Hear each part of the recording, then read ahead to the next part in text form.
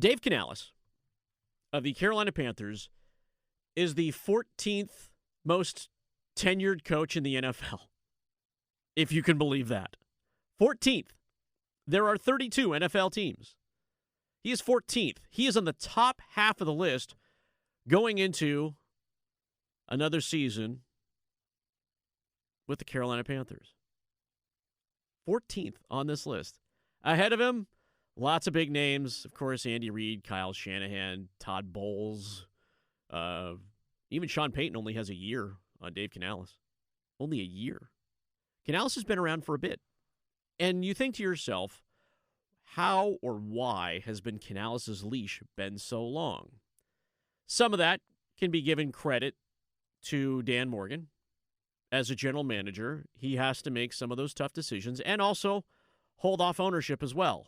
And ownership has been a little bit more quiet than normal when it comes to the Carolina Panthers. And you can understand why when you get an NFC South championship and you have a playoff appearance. Those are the things that work along with you for Canales. And to the team's credit, to the front office's credit, to the ownership's credit, they have given him a longer leash than most. Understanding that the team that he took over wasn't his team to begin with. But now it feels like it's going to be his team. And again, he got a longer leash than most, and this year he's turning over play calling to Brad Idzik. And this could be one of those years for everybody within this organization to really put their money where their mouth is.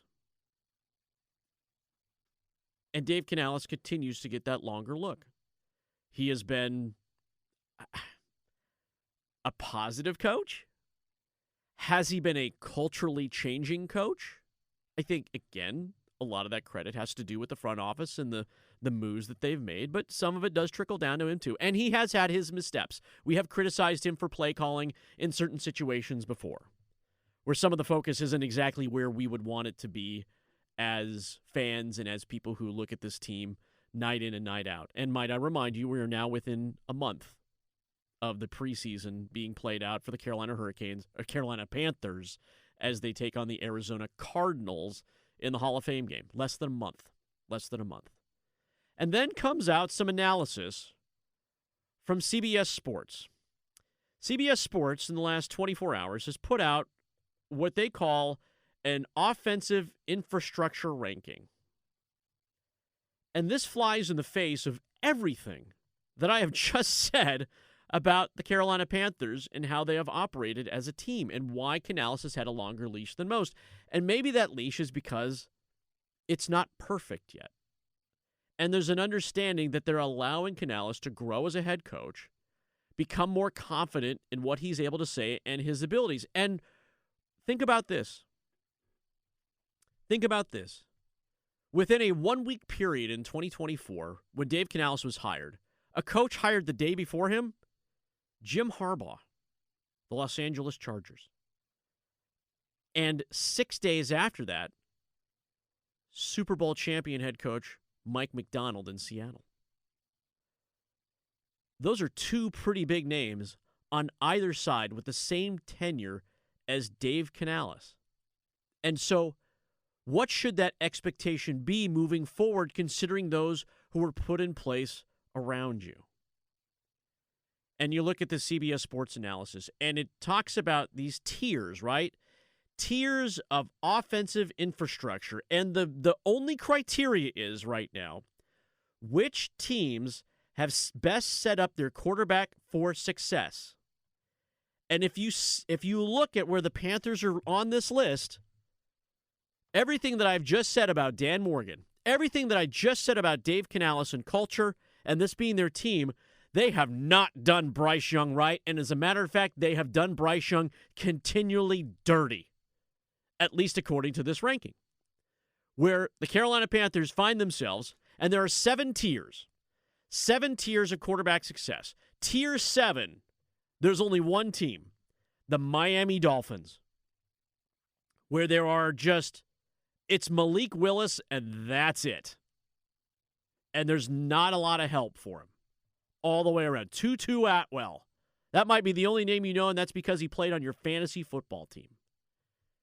and then you step up to the next level. And it's sad to see the Washington Commanders on this list so low in a tier 6 where it says help is needed.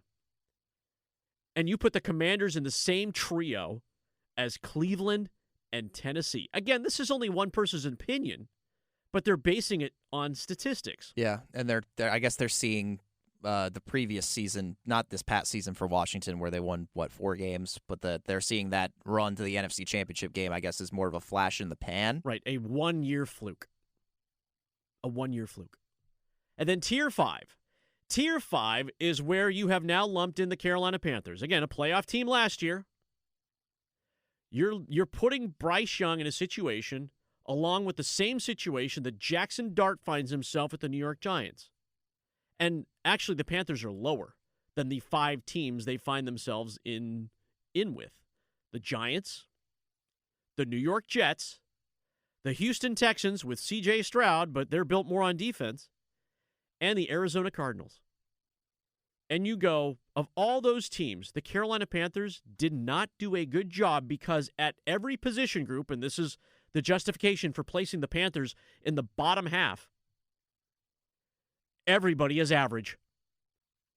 Every player on offense, when it comes to pass catchers and skill positions, is absolutely average. And even the writer of this article, and I need to fetch his name here real quickly, CBS News. Again, this is analytics. Jared Dubin. We talk about play callers, offensive lines, and weapons. Carolina's average. And admittedly, Jared Dubin, who wrote this article, tried to bump the Giants up because the ranking seems pretty low, and then he comes right out and says, well, the play calling is average, below average because it's Matt Nagy. And the same thing happens with the Jets. Frank Reich, y'all remember Frank Reich, right? Below average when it comes to history, not current play calling, and he doesn't have any play calling, right? He was with Stanford last year, right? He was the GM in Stanford, or he was the interim coach, right, for the Stanford Cardinal in the ACC. He was the interim coach, and now he's coming back to the NFL. Below average. So part of this ranking, again, flies in the face of what I just told you about Dave Canales and Dan Morgan about making the correct decisions.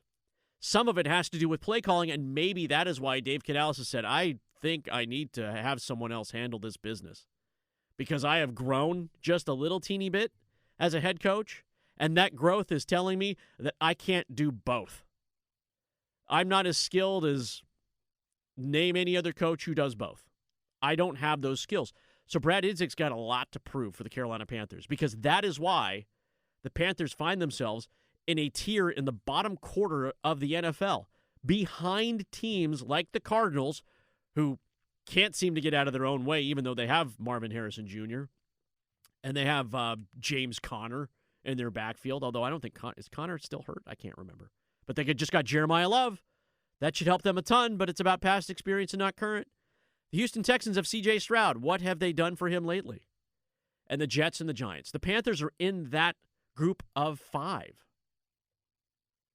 And have they done enough to help out Bryce Young, who is by all means, and this is the little kind of thing that you get to tuck in your back pocket, Panthers fans, if you're dialing in, you get to put this in your back pocket.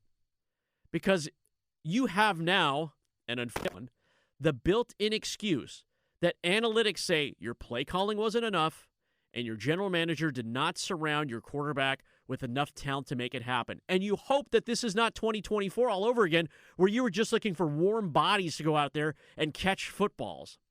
Or at the time, what Bryce Young was throwing, just a bunch of ducks. That there is enough help there that Chuba Hubbard can come back and do his thing, that they can find a tight end that might finally be productive in this Panthers offense, which they do not have right now. They don't have it. Maybe someone will surprise us. But the help wanted sign seems to be up, and the injuries up front don't help them a ton at all with guys that are banged up. It feels like it's a little bit of a mash unit right now.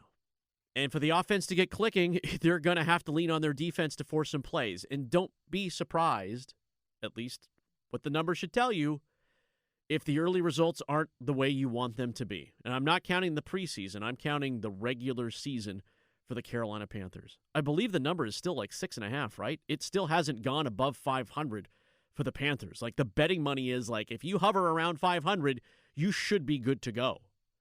But if you're expecting another divisional championship, that road got a lot tougher because you won a divisional championship last year. And it is simple as that. Just something to chew on, folks. And a little bit of ammo, like I've been talking about being the prosecutor all morning. A little bit of evidence you could put in your back pocket in case you need to dig up an excuse for why your team isn't playing as well as you want them to be.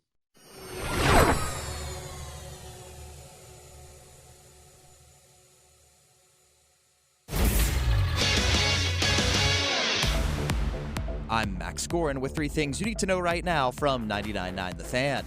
The World Cup quarterfinals kick off today at 4 o'clock with tournament favorites France taking on Morocco in Foxborough. France's Kylian Mbappe, who has scored 7 goals in the tournament thus far, trails Lionel Messi by 1 goal in the Golden Boot race. The women's semifinals are underway at Wimbledon, where American Coco Gauff is the top seed remaining in the women's draw as she takes on Karolina Muchova, while Maria Kostyuk faces Linda Noskova in the other semifinal later today. The men's semifinals will take place tomorrow. Despite last night's loss, the Durham Bulls remain in first place in the International League East second-half standings. They continue their series against the Jacksonville Jumbo Shrimp tonight. Coverage is available on 620 AM Buzz Sports Radio, 99.9 FM HD2, and WRAL News Plus, with first pitch scheduled for 7:05 p.m. For all the latest news on your favorite teams, download the 99.9 The Fan app or visit 999thefan.com.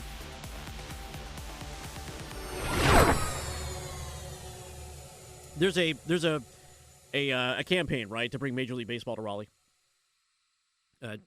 Hurricanes owner Tom Dundon's big behind this. We know government wants to get behind it, but nobody wants to commit public dollars. And I agree. I'm like, listen, if you want to build a baseball stadium in its magnificent glory, fine. I'll give you $1. I'm happy to. I'll give you $1. You want to put my name on a brick outside once it's done? Absolutely. I would love to step on my name outside of a ballpark. That would be fantastic. Everybody's biggest dream is to step on their name outside of a sports facility. I'm kind of joking, but I'm not. What I don't want you to do is when this team does come here to Raleigh, North Carolina, is charge for foul balls that go into the stands. Have you seen this? No, is there somebody doing that? In Anaheim. The Anaheim Angels are selling foul balls. They're saving up money. Shop. They're saving up money for that Leo Carlson contract. They are. The Anaheim Angels are selling foul balls that were hit into places where only apparently Angels workers could get them. And so, for example, and someone posted this picture on social media. I'm just shocked, okay? And it shows you it tells you exactly when the foul ball happened during certain situations. But it is all Angels players. So, for example, Yusei Kikuchi pitches to Willie Adams of the San Francisco Giants. This happened on April 20th, 2025, in the top half of the first inning. It came after a 1-1 count, and the ball was fouled away somewhere. The Angels are asking $199 for the foul ball. $199 for a foul ball at a LA Angels game. Yes. I could maybe understand if it was the Dodgers. But the Angels, aren't they in last place again this year? Willie Adams, $199. So the ball is a year old. It's given to you in a glass cube. From again, Yusei Kikuchi, who was a All-Star, pitches to Vinny Pasquantino of the Kansas City Royals back in September of 2025 in the top of the 4th inning. It was a strike and a ball, and there's a City Connect logo on the ball. $100. $100. You have to find like the perfect fan to buy this. At least it's not $199 for that one. So it's half price. That's a steal. You can get an even cheaper one for the Baltimore Orioles for $75. They're selling balls that fans couldn't get to that landed in a concession stand or landed in the dugout. And they said, you know what we could do? We could authenticate it, put it in a case, and then see if we could unload it. I mean, how nice is the case? Maybe that factors into the pricing here. It's not. How do you know? There's a sticker on it. There's a sticker on it, plus another sticker on it, plus a price sticker on it. Too many stickers. $199. You want a locker tag that's autographed? $299. Again, I get the idea. You got to make money. You got to pay players. You got to pay concessionaires or whatever it is. But these are foul balls. Yeah. Yeah, I don't know. I mean, Throw in this theory, crap into the stands. it's kind of like you think about like the yard sale that the Canes do every year. But I feel like a lot of that stuff is a lot better value than those prices that you just listed for foul balls from, again, a team that is in last place and has not made the playoffs in forever. I could understand, Max, a walk-off home run.